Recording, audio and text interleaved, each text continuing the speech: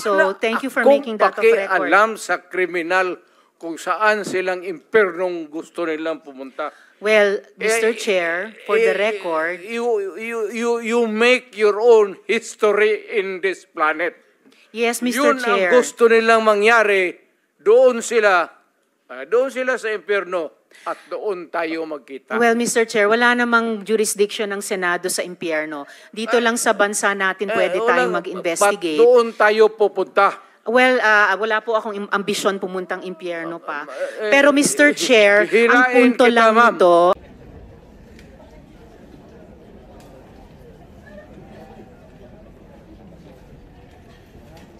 Okay, so the former president is already here. Our hearing is hereby resumed. Senator Rotiveros has the floor. salamat kayo, Mr. Chair. So, i-summarize ko na lang yung unang line of questioning ko.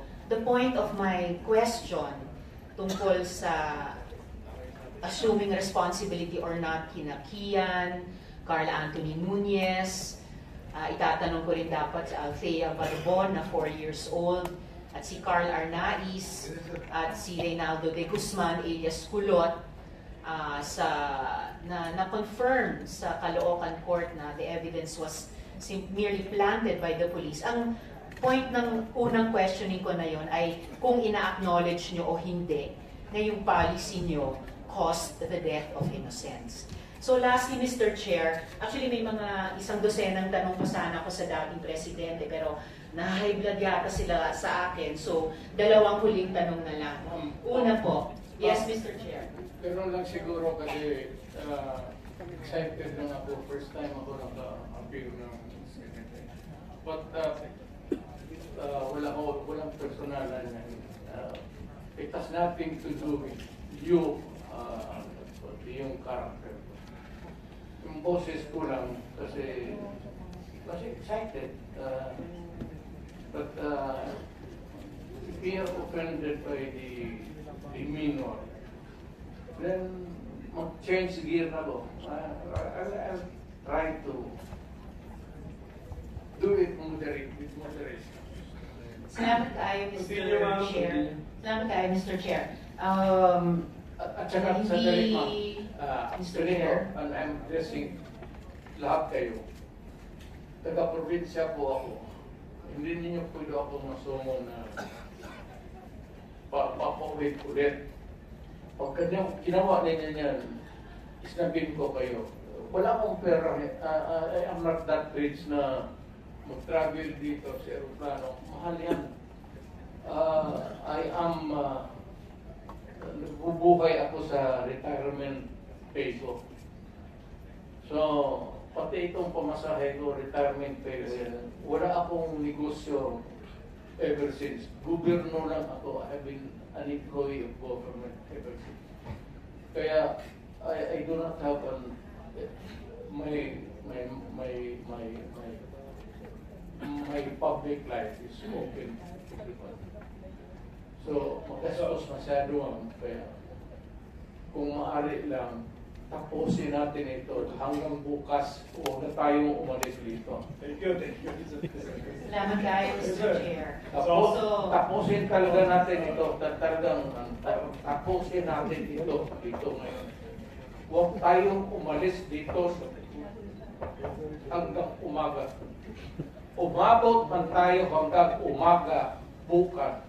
Huwag tayong umalis dito. Tapusin natin dito. Okay, Mr. President, we are prioritizing the questions directed to you. Senator Rotiveros. Salamat kayo, Mr. Chair. So, pangalawang tanong ko, tinawagan nyo ba si Senior Superintendent Padilla para i-congratulate siya sa pagpatay sa 3 high-value targets na Chinese nationals na inilagay sa loob ng Davao Penal Colony? Kasi sinabi nyo daw, congrats Superintendent Padilla, job well done. Pero grabe ang ginawang dinuguan. Do you confirm this, Mr. Chair? You call Padilla now because he is lying. I do not know him and I do not have to congratulate this policemen and soldiers. Trabaho ninyo yan. Why do I have to congratulate you? Magtrabaho kayo dyan. So you do not confirm na tinawagan niyo si I do not- Senior Superintendent Padilla? I only congratulate people with itong mga police na graduate with honors kasi nagtuturo ako sa Police Academy. May congratulatory message ako. Pero congratulate ako ng ano. Well, Mr. Chair, of course, absolutely hindi naman natin kailangan investigate yung graduating with honors sa academy. Pero yung EJ case sa war on drugs, kailangan talagang kaya natin iniimbestiga. Kaya ma'am, huwag Mr. tayong Chair, umalis dito sa kwartong ito hanggang matapos ang gusto ninyong kunin sa akin. well, Mr. Chair, so yung huling tanong ko for today, for the record, Bakit ano po? tinawag Mr. ninyo Chair. ako dito tapos yan lang ang huli ninyong tanong? May mga colleagues pa yata tayo, Mr. Chair, na magtatanong sa dating presidente. So, for the record, sinasabi nyo ba na ang mga drug users at drug criminals ay dinideserve nilang mamatay na lang kaysa pumunta sa jail? O para i-paraphrase ko si Patricia Evangelista, do some people need killing, Mr. Duterte? Ma'am, presidente ako. Nagagastos ako sa gobyerno.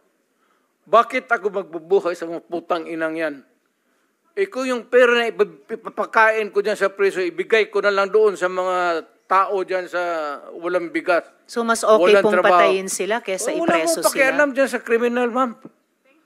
So, thank you for making that of record. Alam sa kriminal kung saan silang impernong gusto nilang pumunta. Well, Mr. Chair, for the record, You make your own history in this planet.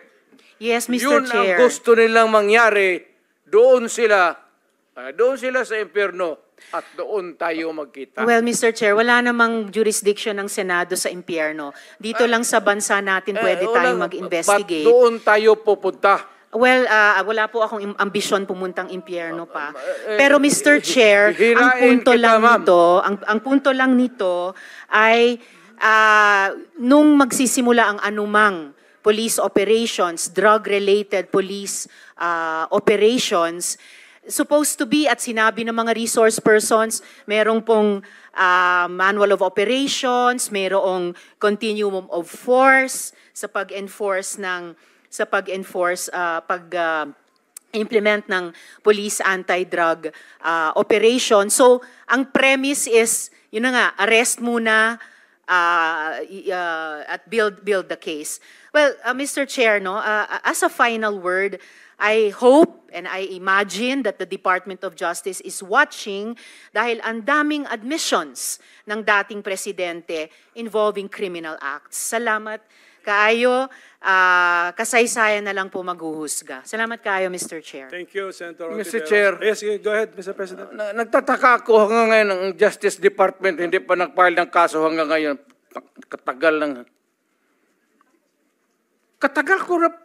Matagal ako pumapatay ng tao hanggang ngayon hindi pa sila nakapile ng kaso. Mr. Chair, another addition to the list that's growing by the minute.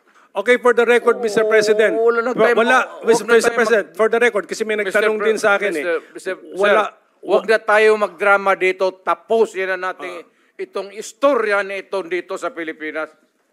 For the record, Mr. President, Kasi naawa ako dito sa mga pulis. Sa totoo lang, naawa ako sa mga pulis, pati sundalo. Kaya ako, akin mind and mind alone. Pag nag-inutusan ko ito, mag-operate itong mga buang na ito, kung anong mangyari akin yan, I'm emotional because I've been longing to state this particular sentiment. Protektado ko yan sila. Basta in the fulfillment of duty, Mr. Senator, yan sila, naging chief of police yan. Protektado ko ang police pag nagtrabaho in the fulfillment of duty. Pero alam nila ang mga police na pumasok ng kidnapping hold up. Alam nila yung pulis nila, pinatay ko. Thank you, Mr. President. Ako po may tanong din. Pinanood namin yung mga footages mo nung you were President-elect tapos naging Presidente. Meron kayong sinasabing ang reward, iba-iba nga yung amounts, tapos sasabihin nyo parang may encouragement na patayin ang mga kriminal, pero dudugtungan nyo parati sa dulo ng lalo na kung nalagay sa peligro yung buhay ninyo. Okay. So, ito lang po yung tanong ko. So, when you were President, hindi nyo ba po concern na malito yung mga nakikinig sa'yo, na kausap mo mga law enforcers, na may maniwala, lalo na dun sa first part ng sinabi mo at na-confuse na sila sa... Kasi paliko-liko po yung mga pronouncements po ninyo, Mr. President. When you were President, were you not concerned that you will be misinterpreted? Hindi, kasi matagal akong instructor ng pulis eh. Dumadaan ito sa psychiatric, gagastos pa ako ng... When I was also president, may funding ako dito sa mga psychiatric nila. Nandiyan yan sa item eh. Hindi naman ito At saka, alam mo, Senator, pag kayo mga ganun, mga heinous crime, mga patayan dito, ang presidente o mayor, hindi pwedeng kailangan magbitaw ka talaga ng salita. Putang ina ninyo. Kasi pag hindi, hindi ako na nagyayabang. Look at my city.